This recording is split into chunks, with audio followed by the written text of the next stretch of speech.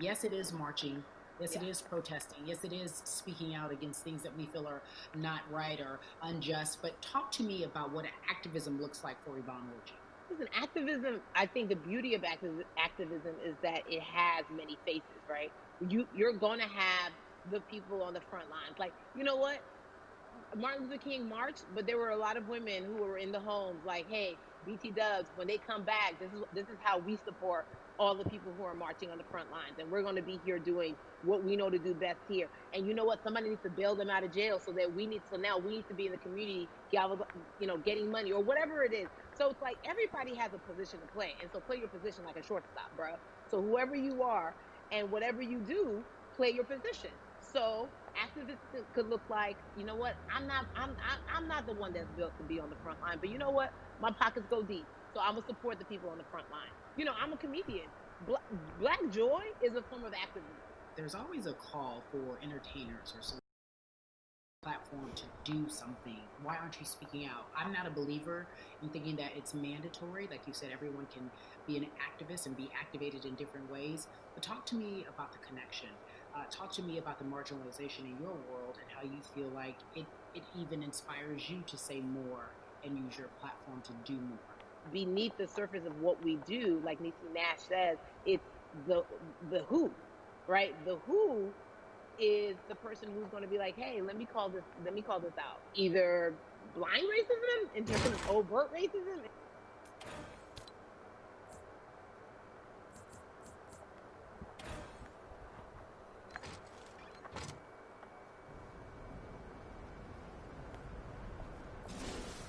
And for people to vote, our people to get out and vote this coming election.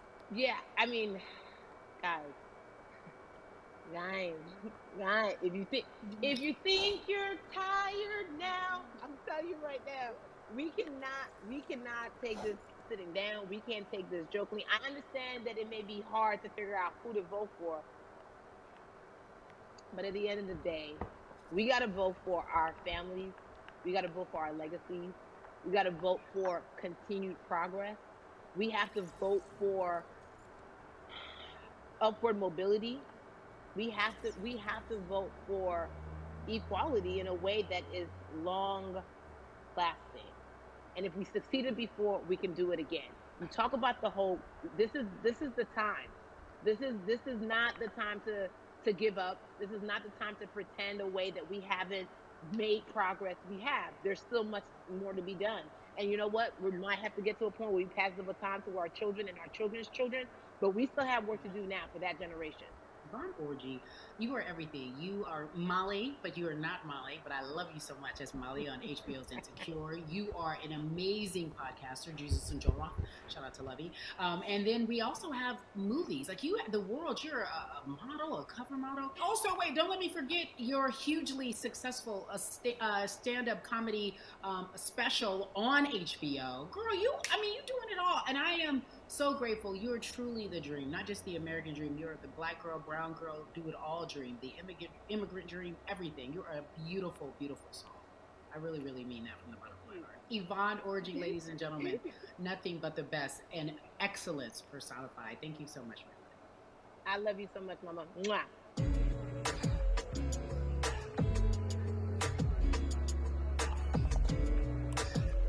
Yeah, la la.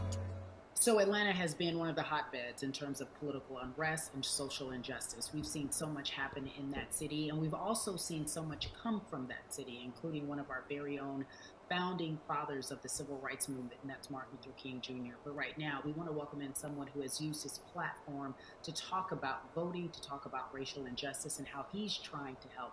Atlanta's very own Russ joins us now on We the People. Russ, I'm not going to fan out and tell you what some of my favorite songs were that I listened to repeat on yours. We're going to get to the topic at hand. So, we Amazing. got to talk about recently you did an interview where you shared your outlook on culture and music. And you also were very candid about the fact that you have a privilege and that it's necessary for you to give back. Tell everybody about what that means.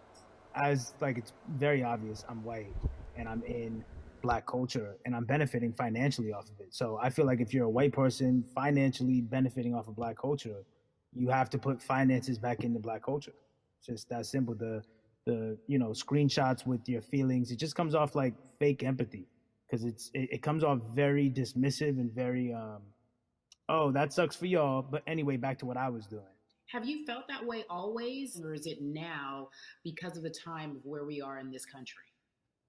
I've always had the feeling. I think now it's just obviously elevated. It's a new level, and there's new, it's to the point now where you can't.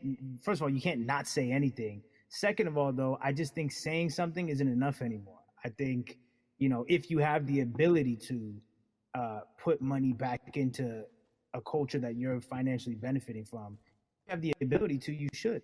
It's interesting that you talk about it in that way because some people do believe that silence is the best way to go because it's hard to talk race, especially if you're white and you're in the black culture. People just feel as if they can't talk about it. They feel awkward. They feel as if they don't have the privilege or the voice or the words.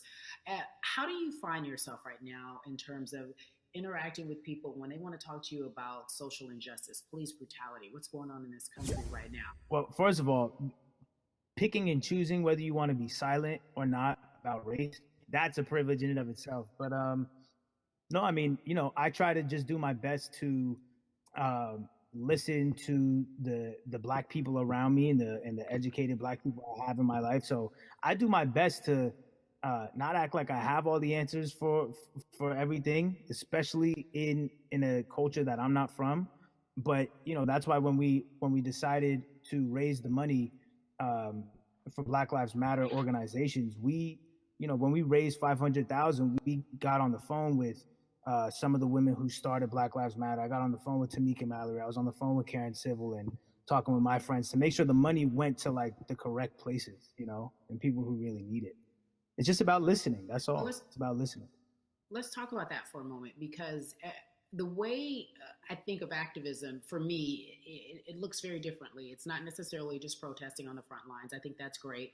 But what about being an activist in the way in which you have decided to be one? What inspired you? What did it look like? You said you raised money for Black Lives Matter. What did you do? Mm-hmm. Walk us through everything that you did and how you find yourself in this moment right now. So for me, it was 3 years ago. I had like a string of festivals, and I decided that I was going to wear T-shirts with a message on them because I figured, what better time to use a platform than in front of a bunch of people.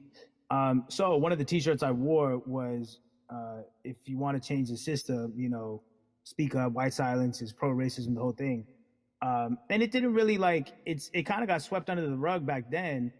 But when all this stuff started happening again, and it's been happening, the police brutality against innocent black people, I was like, man, I'm not the biggest artist in the world, and I certainly don't have the most white fans in the world, but I got a good amount of people that I can definitely mobilize and turn into some money.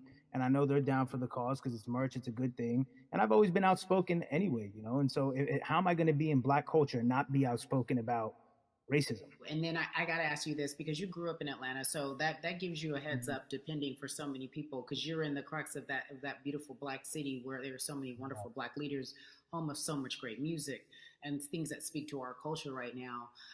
And we are really, really getting our word out, especially with this platform today, and saying that we must use our voice to vote.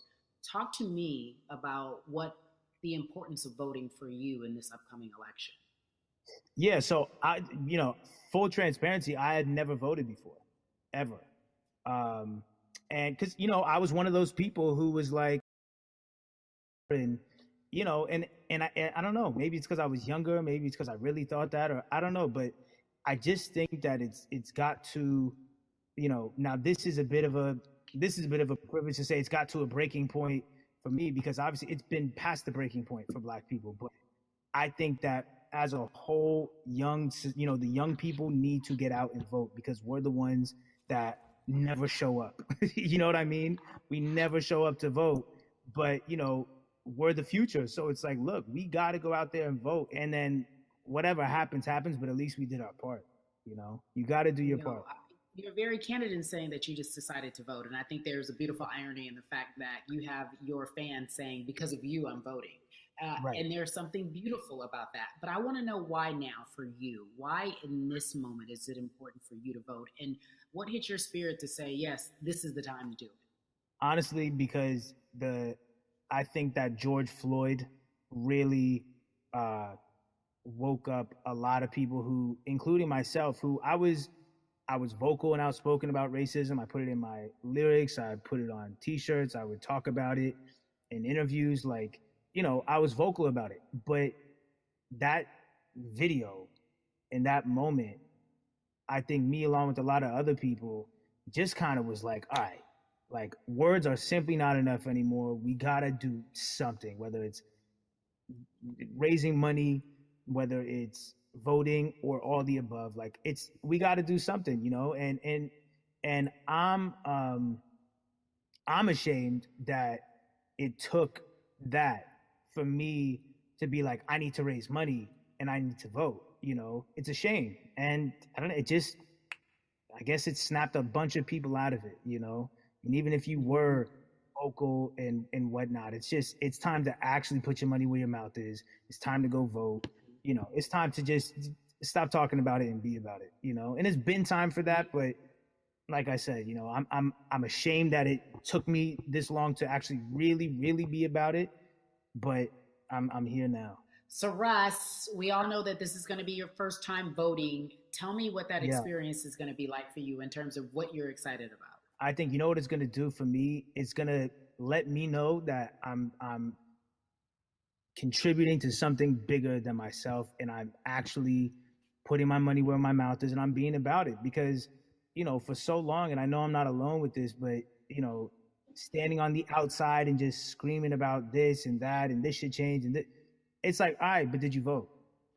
you know and so I know it's going to feel good to know that I played a small role. And that's the problem. I think the mentality of like my vote doesn't matter needs to be changed to my vote, albeit small, does matter. It's a role I'm playing, and if I play my part and you play your part and he and she plays their part, then we make a difference. But it'll feel. I have a feeling it's gonna it's gonna feel very, very bigger than me. I think when you realize that giving actually feels better than receiving, that's when you start wanting to do your part and contribute. So, voting is an easy way to give.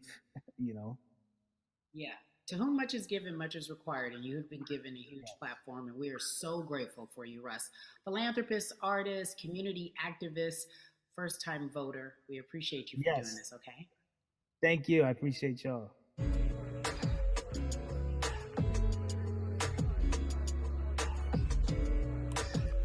Yeah, la la.